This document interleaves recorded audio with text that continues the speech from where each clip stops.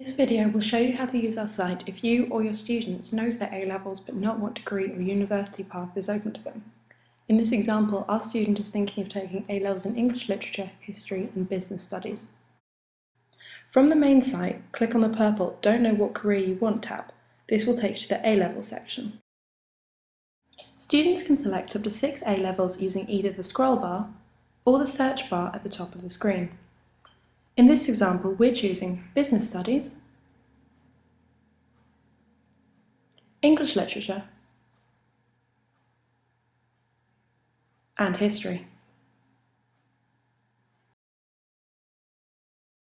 You'll notice that once a subject is selected, a pie chart appears. This shows the popular degree courses taken by students who studied at least one of the selected A-levels. To deselect an option, either click again or click on the X next to the key chart. Now that your student's A-levels are selected, click over to the Degree tab. Make sure that the drop-down menu at the top of the screen is set to search by A-level choice. The degree list can also be sorted alphabetically or by starting salary. Here you can see the commonly taken degrees by students with Business Studies, English Literature or History A-levels. Again, students can select up to 6 courses to compare. Our student is interested in English Studies. Once English Studies is selected, a line graph appears.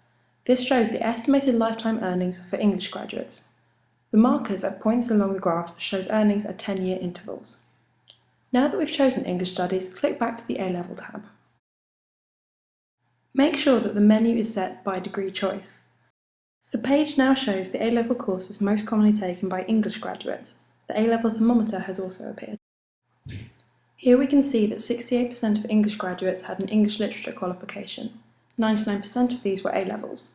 The thermometer shows us that 55% of A-levels achieved were grade A, 25% grade B, and so on. If the thermometer doesn't appear, then it merely means we don't have enough data. Move over to the University tab. Make sure that the drop-down menu is set to sort by degree choice. This shows you all the universities that offer English studies. Again, you can select up to 6.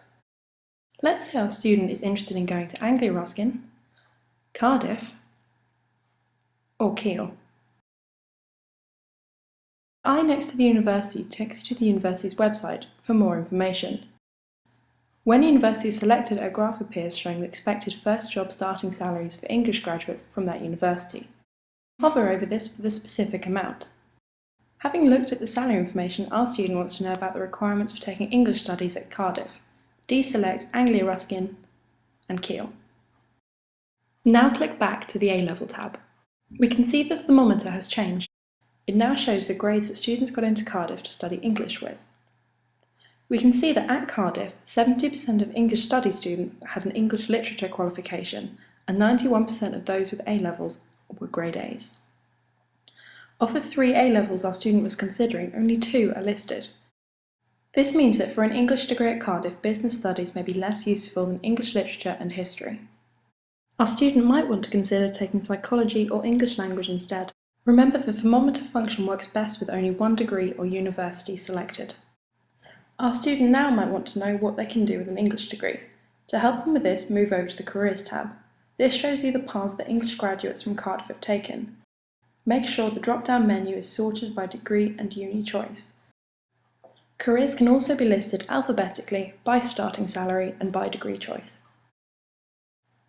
In this example, our student is interested in teaching, media, and retail. Clicking on each of these produces a comparison table of expected lifetime earnings marked every 10 years. Again, you can select up to 6 to compare. Finally, move over to the Search Summary tab. This shows a breakdown of all the graphs used, including more specific information than was originally shown. This can be particularly useful if your student has multiple universities or degrees selected. Thanks for watching, and if you have any further questions, please watch our other videos or go to the FAQ page.